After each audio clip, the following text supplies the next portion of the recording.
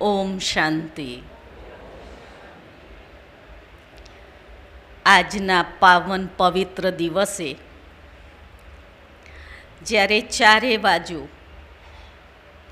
દરેક ભક્ત આત્માના મનમાં એમના ગુરુ પ્રત્યેની શુભ ભાવના અને શુભકામનાઓથી દરેક એમના દર્શન માટે જ્યાં ત્યાં હું હમણાં રસ્તામાં આવતી હતી, એટલી બધી ભીડ છે મંદિરોમાં અને આશ્રમોમાં.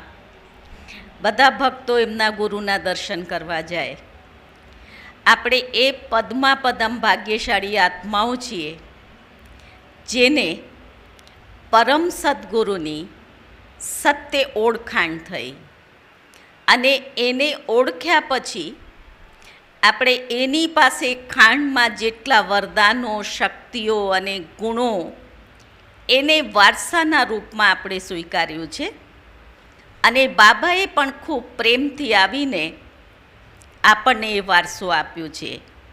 એટલે સર્વપ્રથમ ગુરુ પૂર્ણિમાની સર્વ મહેસાણા નિવાસી બાબાના બાળકોને ખૂબ ખૂબ ખૂબ ગુરુ પૂર્ણિમાની મુબારક છે, વધાઈ છે. સાથે સાથે ગુરુ પૂર્ણિમા ગુરુ પ્લસ પૂર્ણ પ્લસ માં, એટલે દુનિયાની અંદર સૌથી શ્રેષ્ઠ સ્થાન ઊંચામાં ઊંચું એ માને પ્રાપ્ત છે. કારણ કે માં જન્મ આપે છે, માં સંસ્કારોનું સિંચન કરે છે, યોગ્ય બનાવે છે.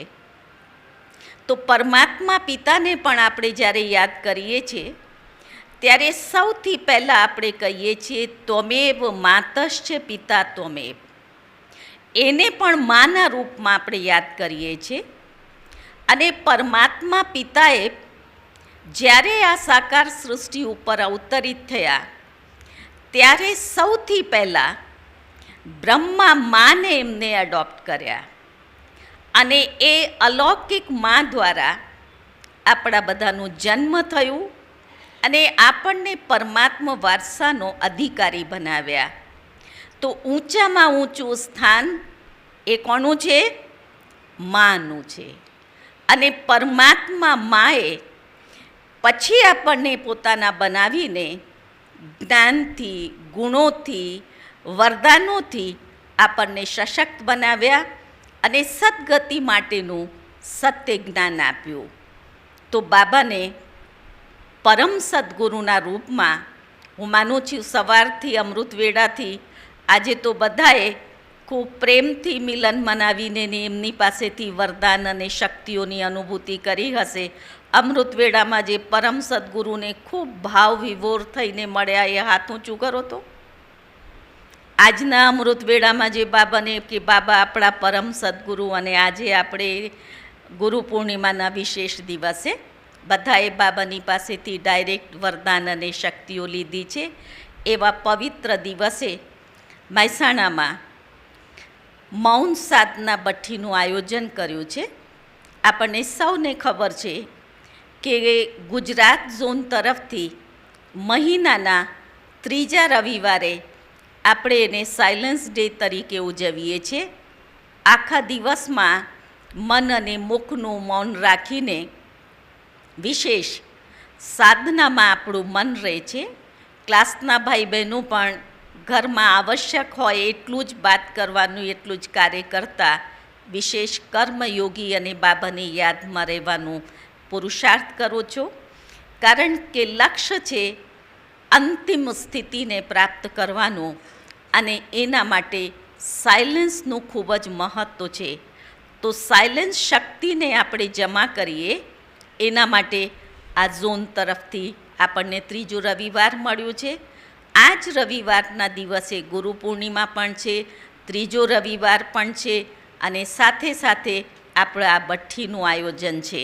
એટલે પુનઃ આપ સર્વને ગુરુ પૂર્ણિમાની મુબારકની સાથે સદ્ગુરુએ એમને જેને પસંદ કર્યા વિશ્વની કરોડો આત્માઓમાંથી, અને પસંદ કરીને પોતાના બનાવ્યા ને વિશેષ વરદાનો ઓર શક્તિથી અભિભૂત કર્યા એવા બાબાના વિશેષ રતન, જેમનું લૌકિક નામ તો બધાએ સાંભળ્યું, સવારથી સાંભળી રહ્યા છો, ઉર્મિલાબેન છે. મેં 2 દિવસ પહેલાં એ ક્લાસમાં કહ્યું હતું, એ બાબાના એ રતન છે જેમને પરમાત્મા તરફથી વિશેષ ગિફ્ટ છે. ઓટોમેટિક એમને મનન અને ચિંતન ખૂબ જ ઊંડાણથી પહેલાંથી જ કરવાની એક ટેવ છે. શરૂમાં એ ચંડીગઢમાં રહેતા હતા, તો એ ચંડીગઢના બહેનો મળ્યા એટલે એ વાત કરતા હતા. એ રસોઈ કરે તો વઘાર કરવા જાય તો કે એને હાથમાં મુરલી હોય, વઘાર કરીને ફરી વાંચે અને પછી ચિંતન કરે. બીજી કોઈ સેવા કરે તોય કે એની હાથમાં ડાયરી હોય, વાંચે, ચિંતન કરે અને સેવા કરે. એવા ચિંતનશીલ, મનન કરવાવાળા અને મનન કરીને ખૂબ સુંદર માખણ કાઢે અને એ માખણ સૌને ખવડાવે, જેનાથી આત્મા સશક્ત બને છે. તો એવા બાબાના વિશેષ રતન ઉર્મિલાબેન, જેમને આપણી જે જ્ઞાનામૃત હિન્દી પત્રિકા નીકળે છે એના પણ સહસંપાદિકા છે. ગ્રામ વિકાસની અંદર પણ એમને ખૂબ સુંદર સેવાઓ અને સહયોગ આપ્યું છે. ને અમારી એક હરિયાળી જે ન્યૂઝપેપર નીકળતું હતું એનું પણ સંપાદનનું કામ સહસંપાદિકાના રૂપમાં આપણે સંભાળ્યું છે. ઘણી બધી વિશેષતાઓ બાબાએ આપમાં ભરી છે અને આપના અનુભવનો પ્રસાદ એ ભારતના દરેક ક્ષેત્રમાં કહીએ, પ્રાંતોમાં જઈને ભઠ્ઠીના રૂપમાં, વિભિન્ન કાર્યક્રમોના રૂપમાં એ વહેંચી રહ્યા છે, જેનાથી ઘણી બધી આત્માઓ લાભાન્વિત થઈને પોતાના જીવનમાં ઉમંગ અને ઉત્સાહનો અનુભવ કરે, પ્રગતિનો અનુભવ કરે છે. તો આજના આ પવિત્ર દિવસે આપણી સૌની વચ્ચે ઉર્મિલાબેન ઉપસ્થિત છે. તો પુનઃ હું મારા તરફથી અને આપ સર્વ તરફથી ખૂબ ખૂબ ખૂબ દિલથી હાર્દિક સ્વાગત, અભિનંદન અને અભિવાદન કરું છું.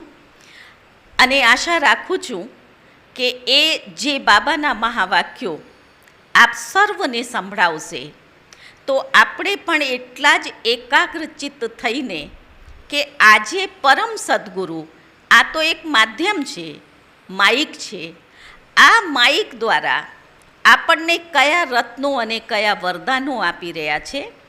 ડાયરેક્ટ સદ્ગુરુના વરદાનો એમના મુખેથી આપણને મળી રહ્યા છે. એ ભાવનાની સાથે આપણે બેસીને સાંભળીશું અને એને પોતાના જીવનમાં પૂર્ણ રૂપે ધારણ કરવાનો સંકલ્પ પણ કરશો. અને હું સમજું છું જ્યારે આપણે એટલી એકાગ્રતા અને તત્પરતાની સાથે સાંભળીશું તો ઓટોમેટિક ધારણ થશે જ. એટલે સર્વ જાગૃત થઈને આજે મને સદ્ગુરુ શું આપી રહ્યા છે એ ભાવનાથી સાંભળશે. એટલે વધારે સમય હું ન લેતા હું ઉર્મિલાબેનને વિનંતી કરીશ, જેમને ભગવાને એટલું સરસ ભાગ્ય આપ્યું છે, ડાયરેક્ટ જ્ઞાનસાગરના કંઠા ઉપર બેઠા છે, શાંતિવનમાં, જ્યાં પણ હજારો કાર્યક્રમો ચાલે, વિવિધ જાતના કાર્યક્રમો ચાલે. એટલે દરેક કાર્યક્રમોમાં એ શિબિર હોય તો, ભઠ્ઠીઓ હોય તો, વિંગ્સના કાર્યક્રમો હોય, રાજયોગ શિબિર, અન્ય પ્રકારની શિબિરો હોય, દરેકમાં એમનો ખૂબ સુંદર ફાળો છે. એટલે એવા અનુભવી બાબાના વિશેષ મનન ચિંતનશીલ રતન આપણને પ્રાપ્ત થયા છે. તો આપણે એમના મુખેથી બાબાના એ વરદાની મહાવાક્યોને સાંભળીશું. હું ઉર્મિલાબેનને વિનંતી કરું છું, આજની આ ભઠ્ઠીનો શુભારંભ, જે એમનો વિષય છે આજ્ઞાકારી, વફાદાર અને મર્યાદા, એ વિષય ઉપર ખૂબ સારી રીતે આપણને ક્લાસ કરાવશે ઉર્મિલાબેન.